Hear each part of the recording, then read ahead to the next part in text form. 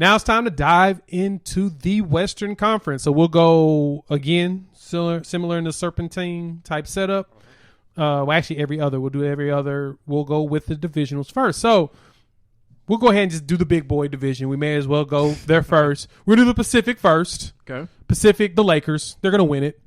And I have a question for you after all of this that I'm really intrigued about what your answer is going to be. But Lakers in the Pacific. Okay. I agree. Lakers in the Pacific. I think they are going to do a little bit of load management early really for LeBron and AD because they did play so deep into the bubble winning the championship.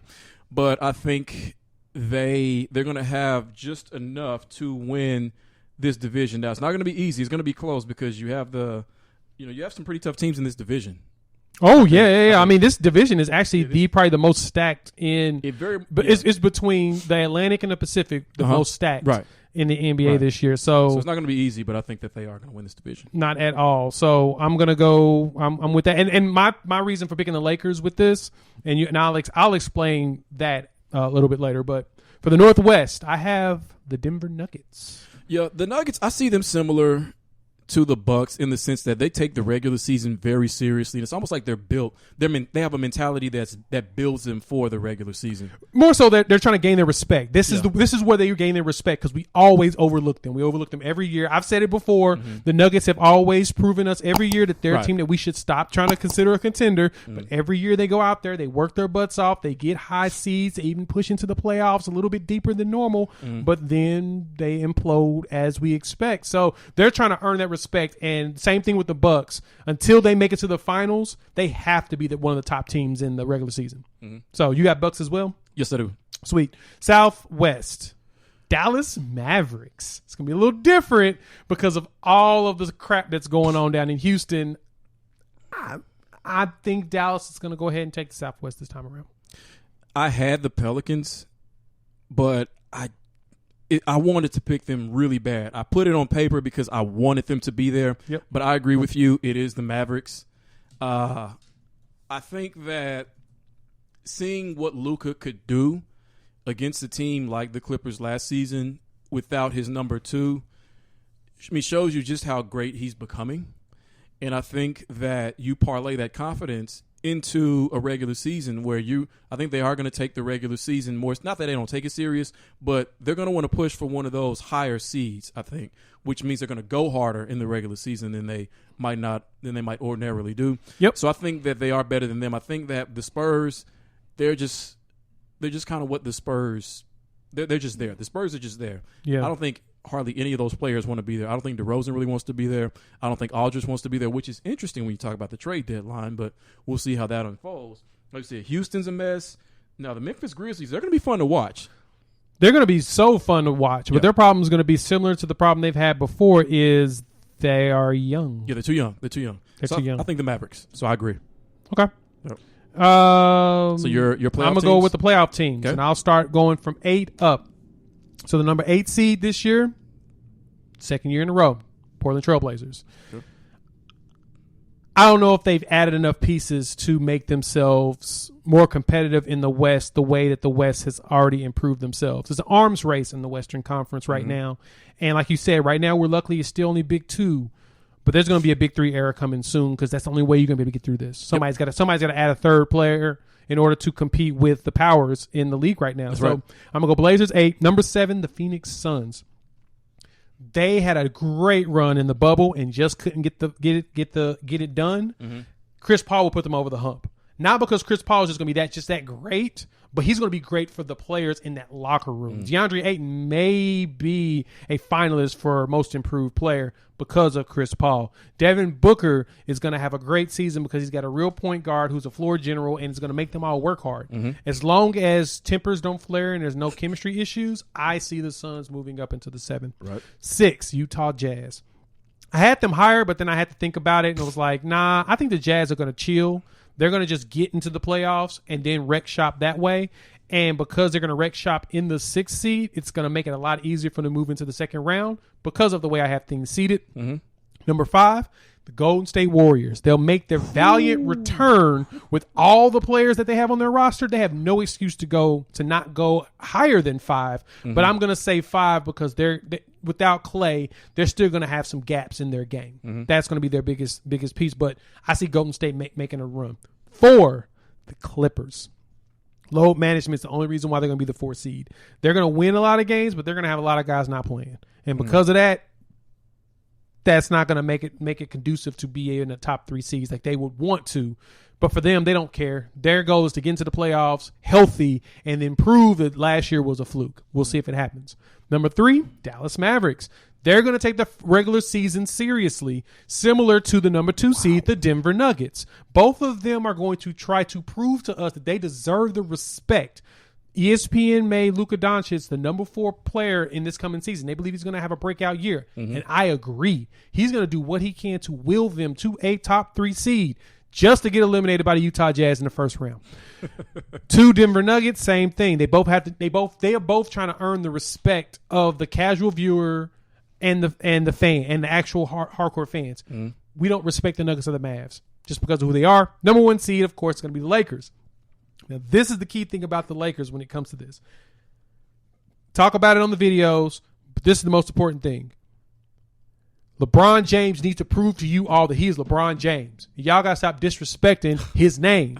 So, because of that, the Lakers are going to push for the number 1 seed. There won't be any real load management. They're going to show you, hey, I may be 36 years old, but that don't matter because I'm going to go out there and I'm going to wreck shop. So LeBron's going to go out there and try to prove to everybody that he can do 72 games like he did 82 games a few years ago because everybody was clowning him because of his age and all load management. He's going to show y'all I can play this whole time, and he's going to work on getting his teammate an MVP trophy. I think it would seem like to me that he wants the MVP trophy more because it's like the only accomplishment he hasn't had in a really long time. Yep.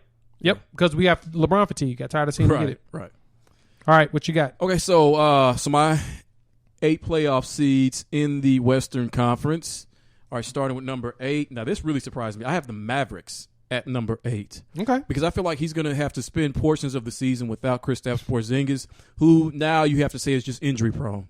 And he has some other good pieces around him to complement him, but he needs Porzingis to be there night in and night out. And I don't think he's going to be. I think that's a big part of the reason why I don't have them higher. So I have them at 8, you have them at 3. So that's a huge discrepancy. So that's interesting. Number 7, I got the Warriors getting back into the playoffs.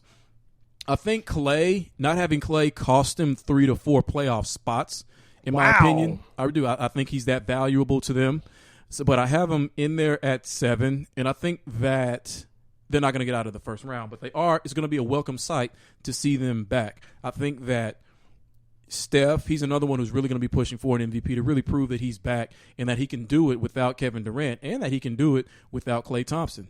So they have some. This is a very interesting team, this Warriors team. We don't have to wait long to see them because they play tomorrow night against the Nets. Yep. All right. So at number 6, I have the Suns.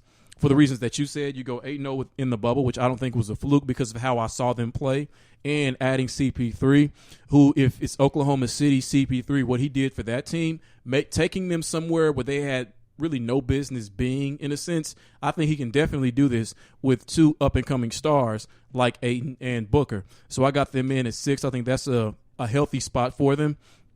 5, I have the Jazz because they're still one of the best defensive teams in basketball. I think Donovan Mitchell feels like he's overlooked a lot of the times, even given that he and Murray were going back and forth with 50-point games in that playoff series, which was phenomenal, but he still doesn't feel as respected as some of the other guards in the Western Conference. So between him, they commit to Rudy Gobert, and you get Bogdanovich back, who's a very underrated third option for this team, and you still have Mike Conley's leadership. His body's not going to hold up for a lot of the season, but you still have his mind and his leadership ability there. So that's going to help them. And, I like Quinn Snyder as a coach. I think he's been a good coach for a long time. Okay. Not a great coach, but he's good.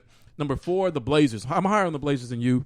It's almost like they're the Vikings, and they fool me because on paper, they look like such a good team. It's like they have, so few weaknesses that would hinder them from being able to get a top 4 seed in the West. So I put them there just because I see Dame about to play some of the best basketball he's ever played for the next 1 to 2 seasons before he starts to hit that decline that almost all players hit. Mm-hmm. So I like the Blazers a little bit more than you, I guess. Number 3, I have the Clippers. I think the motivational factor has to be there because of how things ended last season. I think that Tyronn Lue is going to do a better job with his team than Doc Rivers.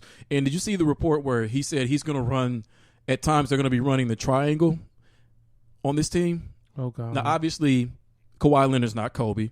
Obviously, he's not Michael Jordan. But his mid-range game is like Michael Jordan's. In a sense, it does sort of pattern after that in a sense, and the triangle complements that. So I like that. I like that it's almost like you're thinking out of the box, but not thinking out of the box. Because we've seen the triangle, but so few teams run it. And it's too complex. That's the problem. That's always the complaint of even players when Jordan played is it's complex. Right. It forces you to think on the fly. Yeah, on the fly. Mm-hmm. Yeah. But I think that adding that wrinkle, I mean, that shows me that at least they're thinking and that they're going to show some teams some things that they don't normally see. So I like the Clippers at 3. I'm going to take the Lakers at 2. I really do think they're going to do a little more load management than people think, only because they played so deep into the season. That's the only reason why.